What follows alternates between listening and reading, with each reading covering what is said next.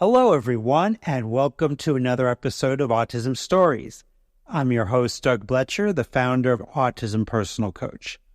Autistic people are the true experts of the autistic experience, and Autism Stories is where we interview autistic people to learn from their stories, experiences, and get their insights. If you would like to be notified about each week's episode of Autism Stories, we suggest you subscribe on your favorite podcast listening platform. We would also appreciate it if you could give us a positive rating and review, as it will help others to learn about autism stories. On today's episode, Josh Merritt joins us to discuss his experience in developing a career as a screenwriter. We hope you enjoy today's conversation. Josh, thanks so much for joining me here on Autism Stories. Hello, Doug. Thank you so much for having me and for inviting me from across the pond as well. Absolutely. I always love talking to people across the pond and would love to start out our conversation by learning, where does your story in the autistic community begin? So that's a great question, and it's lovely to speak with you as well. I've been diagnosed. I'm not sure about over there in the States, but in the UK, I'm quite unique in that I was diagnosed at 2 years old. So I was diagnosed with autism, dyspraxia, and ADHD, although there's a strange story surrounding the ADHD diagnosis, and that got lost in as much as I love the NHS, it got lost in the NHS records for many years, and so I'm only just now being considered for the appropriate medication, but the UK government has just closed any new applications for ADHD meds because there's a shortage, so it's all a bit crazy. But I was diagnosed when I was 2 in 1990. I was early to speak, I was early to read, late to walk, of course, because of my dyspraxia, but so I think that's termed as hyperlexia, when you just sort of have I don't want to say prodigious because that sounds arrogant, but like somehow I could just sort of read, like out of nowhere, I could read signs, and I'm sure there were other reasons, like my mum used to read to me every night. Yeah, and I was diagnosed via the Maudsley Hospital, which was quite you may have heard of it, Doug. I don't know if most people would, but it's quite a world-renowned hospital founded by Dr. Maudsley, who was considered like a leading knowledge in autism terms. But I'm not sure of the context, but my mum tells me he quite openly informed her, don't expect too much from jobs. She probably won't amount to much, which I'm sure is something that most autistic people, especially of our age, have been told that, as a write-off, you're a write-off, and it's terrible. But whether he meant it in a negative connotation or whether he felt like he was looking after the patient and doing the best he could at the time.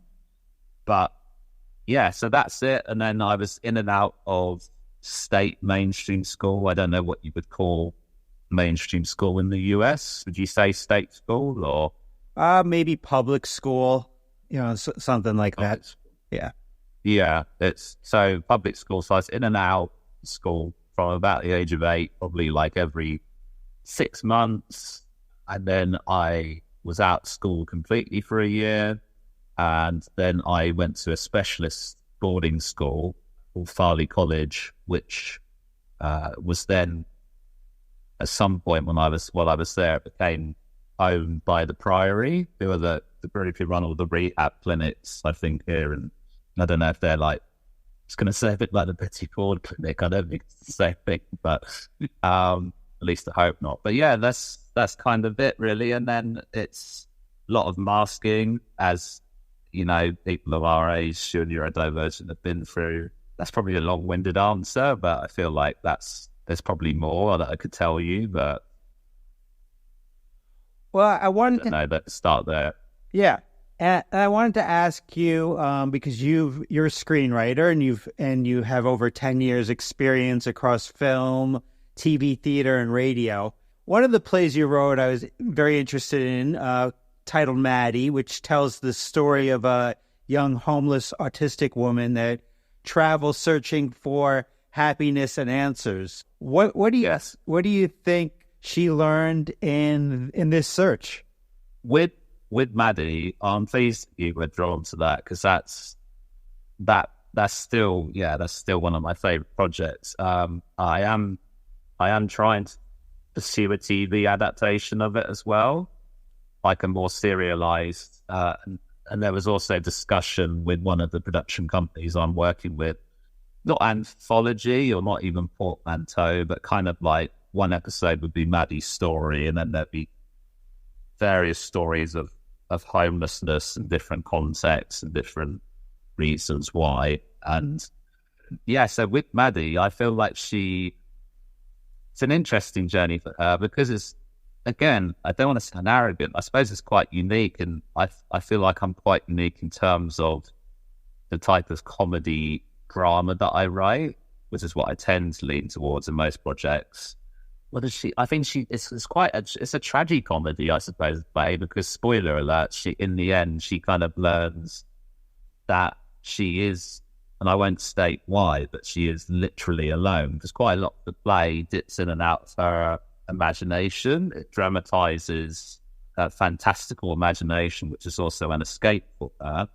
And in the end, she finally learns and realizes that she is alone in the world, and she kind of chooses just to let herself die, and not literally, but it's kind of like it's a metaphorical death. I'm trying to think, a symbolic death, if you like. And there's also, which I hadn't written in the original play text, but we also had a very amazing crew of people, and Evelyn, who played Maddie, who is also autistic and dyspraxic, is incredible, perfect for the role.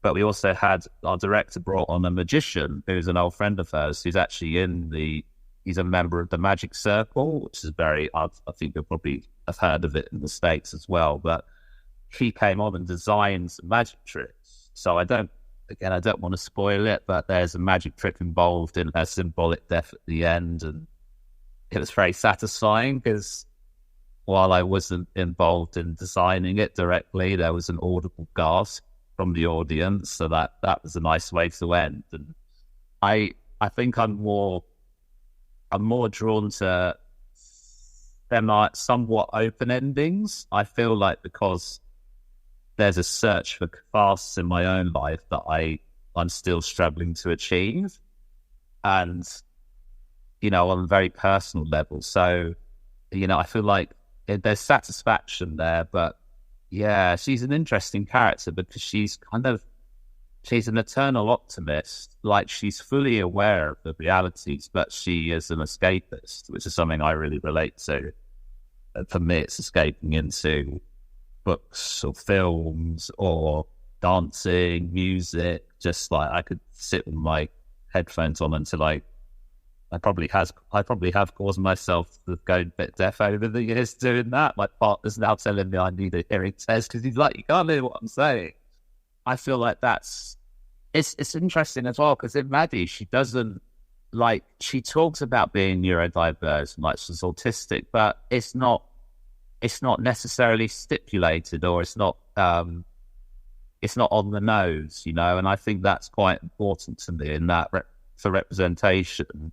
There's still a feeling, I think, in the industry, because we're still inexplicably quite early on in representation. The States are a lot better, I feel. The UK is getting better, but the States are quite a lot ahead of us in terms of TV representation, but comedy drama. But I feel like it's important to not make it just like an autism story. That's a facet of it, and that's and the story, the narrative, and the characterization is deriving largely from that, because it's filtered through a neurodivergent POV.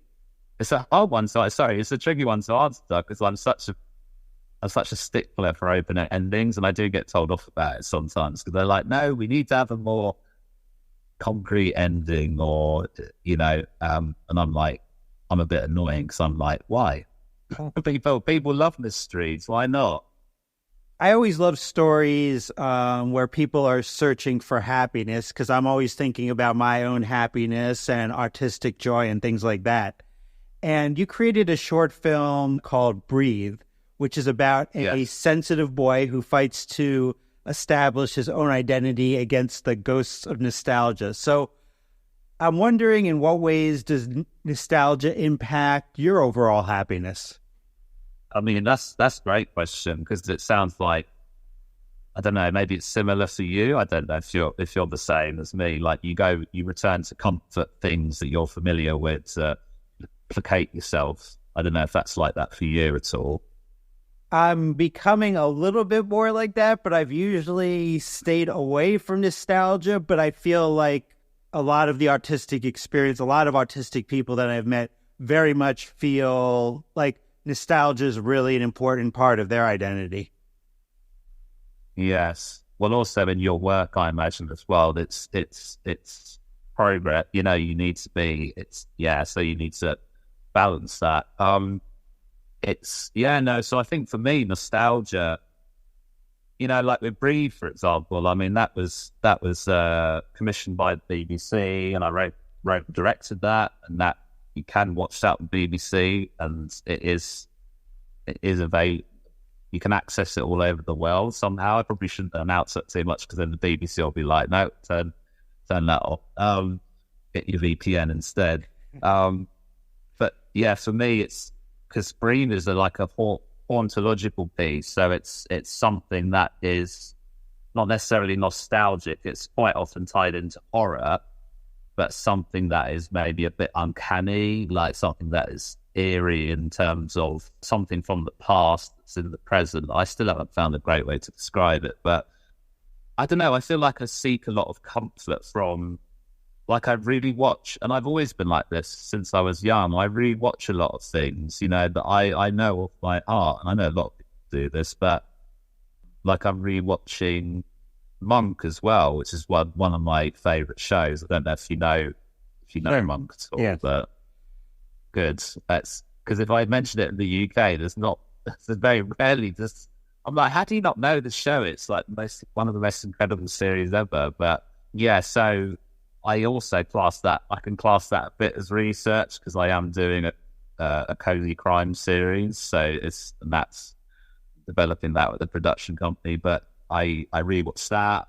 I rewatch, say, Columbo. I'll rewatch old sitcoms. You know, some, like, I rewatch Parks and Rec a lot. I love Superstore. That's one of my favorites because it's so, all the characters. It's not what you expect. You expect it to be.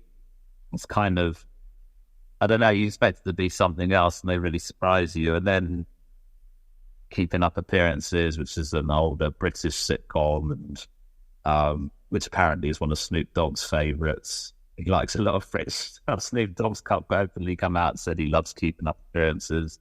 And I think they keep me in not in a strange way, but they keep me grounded, and I feel like they help me to regulate myself, my emotions, and I think it's important for me when I'm coming down from a figurative trip, as in, like, there's been a lot going on, like there's been work, and I've had no space really for myself other than to sleep for like a week or more. They help me to deflate, you know, to sort of bring myself back to earth, and calm sort of stimulate, you know, the overstimulation, because I can sail through it. I'm not as good at, probably because I'm not masking so much anymore, hopefully, but I'm not as good at it now. I'm older, but I can sail through it whilst I'm in the midst of it. But it's the before and after that's a bit of a nightmare for me, like the anxiety prior to a big commitment, and then the fatigue afterwards. I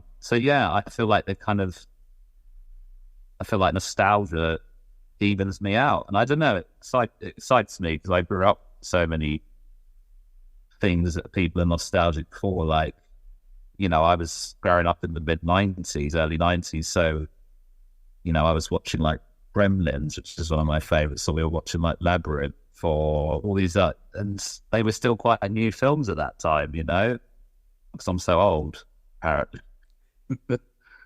Yeah. I don't know if that's a good answer or not, but in reading the bio on your website, it really is impressive, Josh, how many different projects you have and are currently working on. So, which makes me immediately, I was looking at the website, I was like, executive functioning immediately kind of popped into my mind. How do you go about initiating, planning, and executing all of these different projects so you're kind of able to move forward and take these ideas and move them into reality? Thank you for that. That's very complimentary. I have the best and the worst executive functioning skills probably in the world. I'd quite confidently say.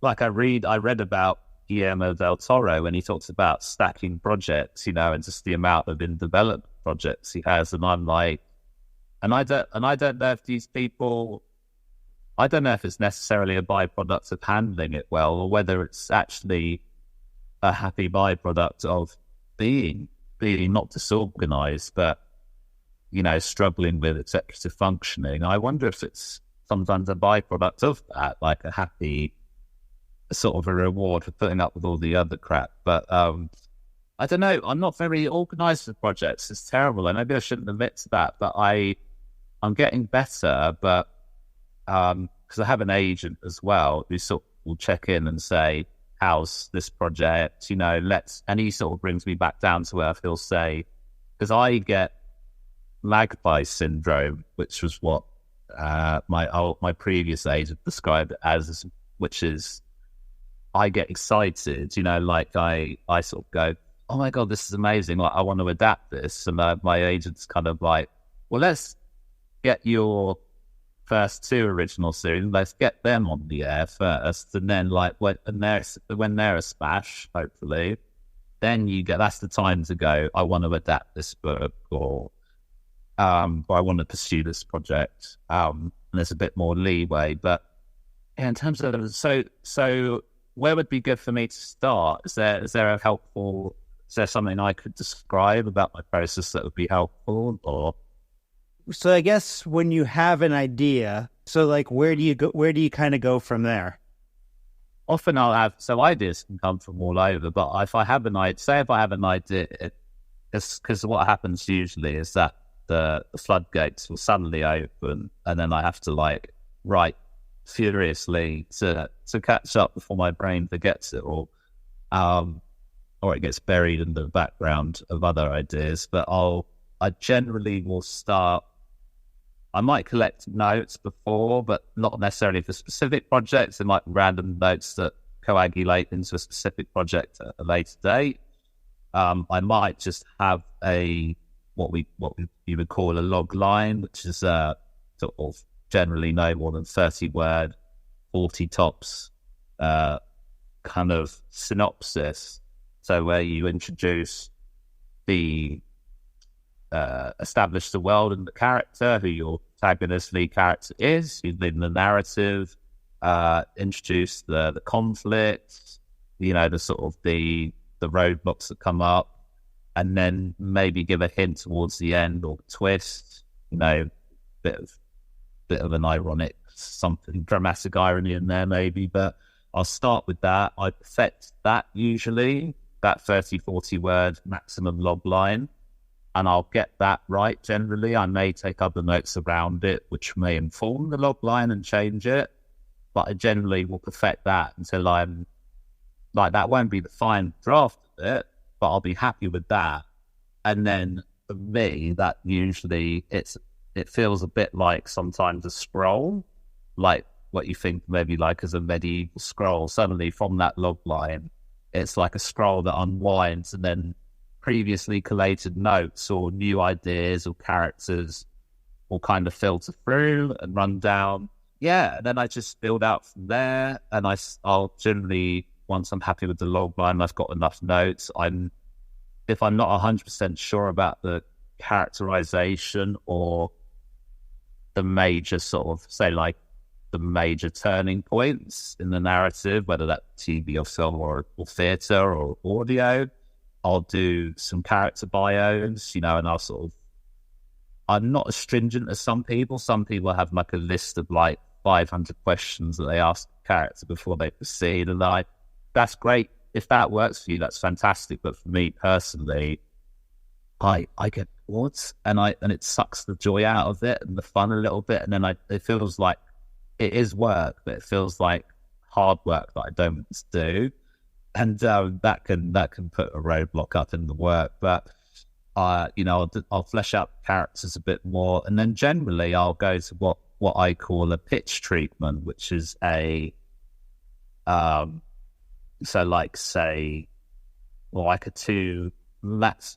2-page, 3-page maximum document, which you'll have the title, your details, log line. You might have a why section before the story, because I found over the years that a lot of producers and executives, and they love commissioners. They love when they quite often, they're almost probably not in my favor, but they're almost more drawn to the why of the story and why I'm writing it, pursuing it, than the actual story. Sometimes I get encouraged a lot to lead about front, and then you have like the plot, so you don't have to have every specific detail, but almost like a short story, like prose. You can write it like prose, and that, beginning, middle, and end, and doesn't have to be everything, and you don't have to have everything then. And I call it a pitch treatment because at this stage,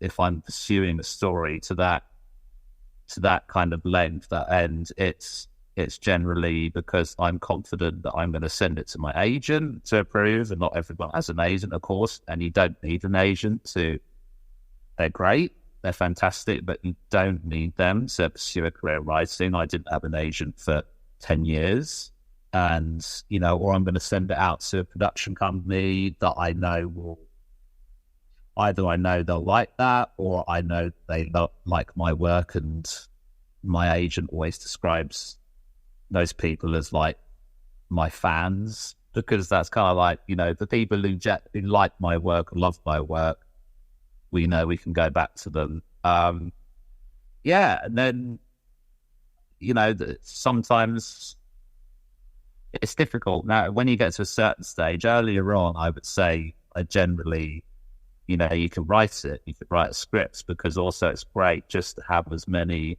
samples as you can, and also it just helps you own your craft. It's all very cliche stuff to say.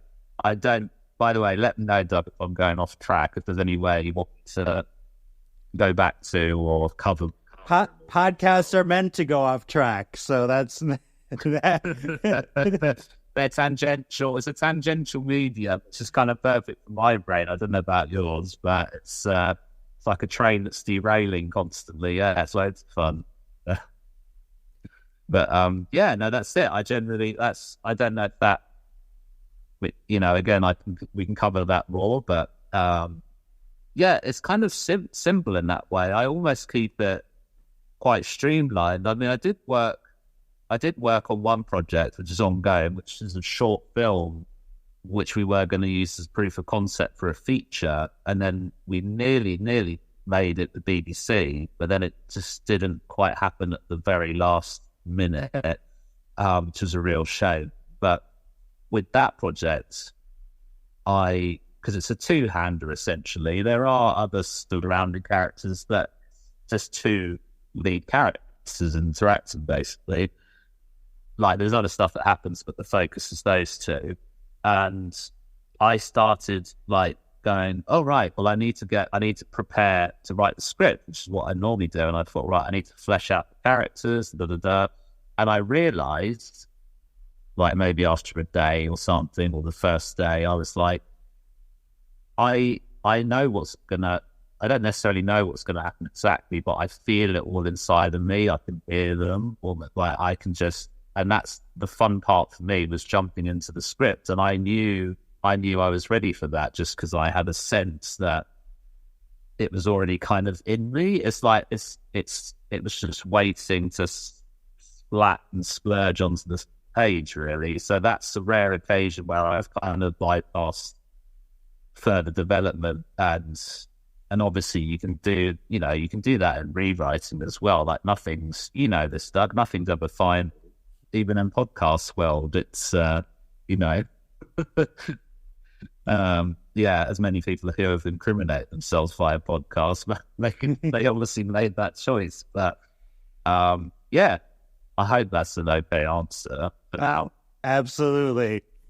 For now, that is definitely okay. For now. Up to. Now, Josh, I recently read that you've become a commission writer on a major TV broadcaster's upcoming spinoff series. Now, I'm sure there's many things you can't share with us, but what can you tell us about this series at this point in time? I'm really excited about that. It's a children's series. It's a spin-off from which I didn't realize until I started the project, is a globally successful franchise, and they have toys and merchandise and everything. And it's kind of like I think anyone could watch it, because I watch it, and obviously it's for research when I'm working, but I would happily watch it and I love it. But it's aimed at 2 to 9-year-olds. That's the range, if you like, but the audience or demographic. But I feel like it's there's something there, a bit like, say, SpongeBob, something like there's everyone will appreciate some aspects, mostly, unless they're really, really miserable and black-hearted. But, and it's got lots of elements that I love, like the children's shows that I used to love, like silliness, and it's not too, like, it's important, and that's not to take away from how brilliant it is at all. It's just it's an easy-going show, and it's quite nice to, like, there's so much work. It's my the first time I've written for children's TV, and I'd love to do more. But and I never thought this, but I've had people say to me, who'd say, you wouldn't think that much would go into it. There's so much, like, the producers, the company who produces the show know it inside out. The amount of notes you get, it's probably the most amount of notes I reckon I've ever had. And it's for like a 10, 15-minute episode, and it's, but that's great because there's so much heart and love that goes into that. And and that gets passed on to the writers, you become part of the family, and it has music in there, like, which is, I used to play music years ago, and I used to play in bands, and music's a big part of my life. I think I can probably, hopefully safely say, animals are involved as well. There are humans and animals interacting, and that's great, because, again, I love animals, and that's kind of my happy place, or one of my few happy places is thinking about animals or watching animal videos, and then they're filming that next year. So there's myself and I think 5 other writers who are all fantastic. We did just one day writers room. I don't know if you caught, it was obviously, there was stuff around it, like via email, but it was a big writers room one day, and we went away, wrote the scripts, and it was really lovely and complimentary, because we had been scheduled, all the commission writers, to basically deliver 4 drafts, and the 4th draft will be the intended final, like, sort of pre-production draft.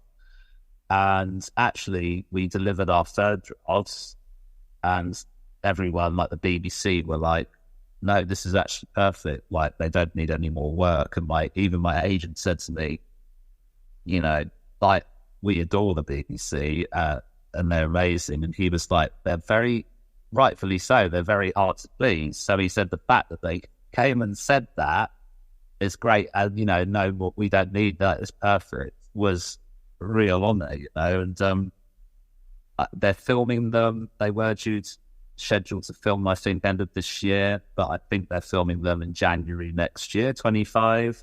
So all being well, I've been told, I hope, our series will be on, I think they're aiming for next summer 2025. So I presume that will be America as well, because I think it's quite a big show.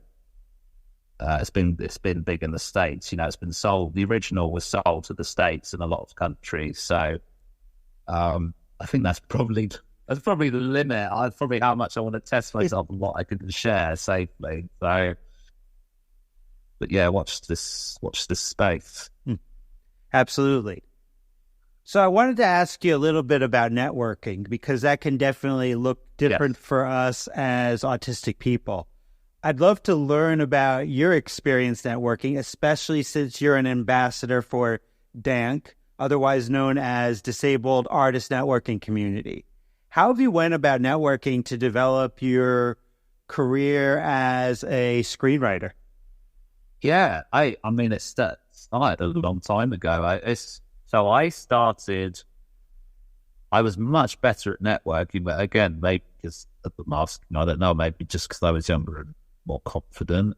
Because I started going to a lot like writers festivals. I don't know if they're common, and I'm sure you obviously have them in the US, but like we have a big one here called the London Screenwriters Festival, which does attract a lot. You meet a lot of people, writers from America and all over the world. And the first one I went to was it was a spin-off of that, another spin-off, the London Comedy Writers Festival. I think I won my ticket to that because it was speaking of log lines, it was a log line contest, and I won my ticket from that. And I still remember the log line, and it was vaguely, I'm paraphrasing myself, but it was a jokey one because it was a comedy festival, and it was what was it? An OCD father struggles to deal with the fact that he has an odd number of children, and it was kind of like it's terrible, but it's sort of like a bit of I love a bit of farce, but and I met some incredible people there, like you were doing. Apart from all the other attendees and writers, there are people speaking like, so I'm really terrible with names at the moment. I know his name, but he wrote David Reynolds, who wrote Finding Nemo. Like, he was there. I mean, just sitting around the table with like David Reynolds, like chat. I've still got a photo somewhere, but yeah, and all and it was, and just mingling there, and you would get this. It was a bit not American Psycho-ish, but business cards were the thing. Like everyone would spend weeks and weeks preparing the business cards and who had the most interesting one. It was a little bit reminiscent of American Psycho in a very uplifting way, but it was like, oh, well, mine's shaped like a kettle, and like when you pour it, you can actually like make yourself a little cup of tea with it. It's like, that's great, and so it was actually very cool. And mine was just a bit boring. It just had like someone slipping on a banana peel or something, and the banana was proclaiming revenge against the person slipping on it or something like that. Ridiculous. And then networking, I don't know, it's because I met, so for example, when I went to the Comedy Writers Festival, that was in 2009, because I'm still friends with people from there, like Kate Erin was there. Kate Erin's very well known now. Like, she directed the Loki series. She's writing and directing the Sims movie with Margot Robbie. So like people, and that's still, people like that. We all started kind of around that time. She directed Sex Education, the first series as well. Yeah, like I met one of the speakers afterwards. There was a lovely man who passed away, sadly, I found out a little while ago, but John Langdon, who probably not, I don't know, maybe not known in any other countries, but he was the head writer for many, many decades for a very famous here impressionist called Rory Bremner, comedian, who's still going, and he's a lovely man. And John had done a masterclass, a workshop on satirical writing And I remember I spoke with him afterwards, and no one had approached him afterwards. Like, he was having his lunch, so I was probably being a bit like intrusive, but he was just, I remember he had a shopping bag. It's kind of what you would hope and expect from a comedy writer. He had a white shopping bag with a newspaper and a banana. That was lunch. I remember that. And he was just sort of standing there on his own. And I remember I went up to talk with him, and he said, yeah, let's keep in touch. And then I ended up writing for the first series, a series that Rory Bremner did on BBC Radio 4, which was a satirical kind of sketch show, like one-liners and impressions. So I was on the writing team for that. And then just things build out from there. And then I wrote my first short film for the British Film Institute. So I met a lot of people through that. So a couple of who have gone like on to, again, really massive things, which is amazing because they're lovely and super talented. I did Barbican Young Filmmakers, the Barbican Centre in London, and did that for quite a long time. So I would meet people through that. And films we were making, some were fictional, some were documentary, and they were getting screened at, like, in the Olympic Park in London, where they hosted the Olympics, and, you know, the press were reviewing it. So, you know, like when I did the BFI short film, that got screened because we got commissioned and literally made. So from conception to screening, like sort of basically locking the film, screening it to an audience, was 10 days. It was like 11 days. So it was pretty intense. And they were quite long films for short films. They were like 10 to 15 minutes. And I remember getting a write-up in the Guardian newspaper for that. Like, I got an honorary mention. So I was like one of 5 to look out for, which again gave me terrible imposter syndrome. Probably like almost put me off writing for a while, because I was like, oh my God, if I hide away and don't write anything for a bit, they might forget I exist, which thankfully I'm not like so much anymore. But yeah, things like that. You just build.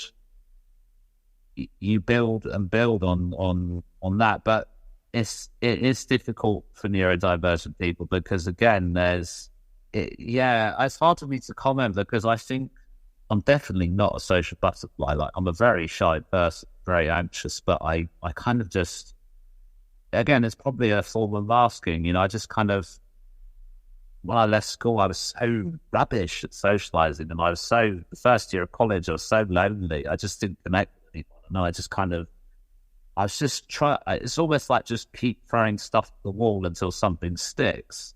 That's kind of what it was for me. But then I don't want to advise that for everyone because, again, the world is becoming hopefully a bit more accommodating and accessible. So I don't necessarily want to encourage that because I think, you know, you don't even need to be seen. So I think there are amazing writers groups, you know, like Facebook has some amazing groups, you know, like there's one that I've been part of for years. It used to be called Banter Writers. It's not as pornographic as it sounds. And it's now called Into the Script, which is just, you get people who are just starting out. And I know lots of people on there who are also like, you know, they're getting shows made with like Disney and films with them, people who have won BAFTAs and have like the making shows for BBC, and so you get a range of people on there, and the amount of advice, you know, you get, and people will often, like, you know, do script swaps and stuff, and you can get notes, and, you know, we can, you know, give notes in return, and you don't even have to be seen, you know, you can just be by name only, you know, and you don't even have to give, you know, you could be anonymous. Some people just choose to be anonymous users, and they still interact and engage with everyone. I found, actually, and this has been since the pandemic, that going to like Zoom webinars or any kind of video conferencing, and again, you don't even have to have your camera on, you can just, there's been so many Zoom webinars, conferences that I've, you know, or talks that I've been in where your face isn't even seen, but you can type in the chat, for example, and you can say who you are and da da da. And I've had people approach me afterwards and said, "Oh, I'd love to talk to you." All kinds of people. They say, "I really love your enthusiasm," or "I love what you said about this or that." So they'll always, I think, quite often there'll always be someone who's drawn to your interests, and will recognize that in a public forum. Again, it's very hard for me to give good, I think, because it's not for everyone, and I also know, understandably, that networking is, I don't think anyone really likes it. I also, a trick I learned, or a trick I saw through work was a bit like we are today. I know I'm sort of putting on my slight, not persona, but I'm putting on a bit of razzmatazz for you, so I want it to be entertaining for you and the listeners and that. But I'm joking, by the way. I'm being totally myself. But like meetings or general meetings, like when you will meet the production company, maybe just to talk about who you are or like what the production company are doing, and a lot are quite open to just having a coffee with you, and there's some amazing people. And the secret is just to think of it as you're just seeing a friend and having a chat. And I know it sounds obvious and everyone's like, "Oh, that's not how it really is," but it genuinely is. Like, just go in and you can still talk about it. And obviously, don't do what I used to do, which is like get too familiar with people too soon, and then they'd be like, "Oh," and I'd be like, "Yeah, maybe I won't do that again." Just trying to, just think of it as a friendly chat, really, just hanging out and just chatting. That's the advice I would give. But again, it's not for everyone, so I will try and think of more stuff. I'm sure there's, but maybe for the people who aren't that way inclined, to do research, or to find what works for you, because even if right now isn't your moment, like, or isn't the moment to network that way, or you can still be you, and there's nothing wrong with adapting as well and learning, change, but you can still be you, and the world will eventually catch up, probably sooner than you think, in terms of access and accommodation. I mean, look, saying that, it took a bloody pandemic to get everyone to start using Zoom. Which is like, before, you remember, I'm sure, Doug, before the pandemic, no one said, "Oh yeah, we'll just talk on." No, you had to come to like meet them in another country, or the equivalent of London there. It's it's like, well, that's not affordable or comfortable or practical for everyone. So, but I think people have learned their lesson now. That's probably not the best advice, but sort of maybe for the slightly more, the people who perhaps are comfortable with faking it, like I am faking it and so you make it. I don't know, but I'll try and think of some better advice for everyone as well. And lastly, Josh, how can our listeners learn more about you beyond this interview? Yeah, no, I'd love people to, and I'm very open to being, like, if people want to approach me, I'm very open. So I have my website, which is joshmerritt.co.uk. That's me spelling the name. There's not an extra double R double T at the end. I realize that might be sound like. I'm on all the socials. Mostly, I'm actually not on Instagram. I did use it for a film project, but I'm on LinkedIn, Facebook, Twitter, the former Twitter. I don't know what it's called now, X or something. And I don't know. I have stuff. I have short films on YouTube. I have my film Breathe, which is on. You can Google that, and it's available to watch on the BBC, the official BBC website. I'm always around somewhere, some form. Yeah, absolutely. Well, thank you so much, Josh. It was great to meet you. Really enjoyed the conversation. You too, Doug. Me too. Thank you so much, Doug. Thanks so much to Josh for the conversation. To learn more about Josh, please check out the link in the podcast description for this episode.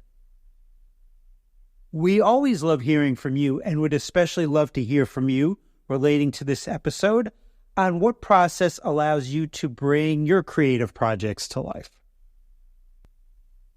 Did you know Autism Personal Coach provides neurodiversity affirming support by autistics for autistics?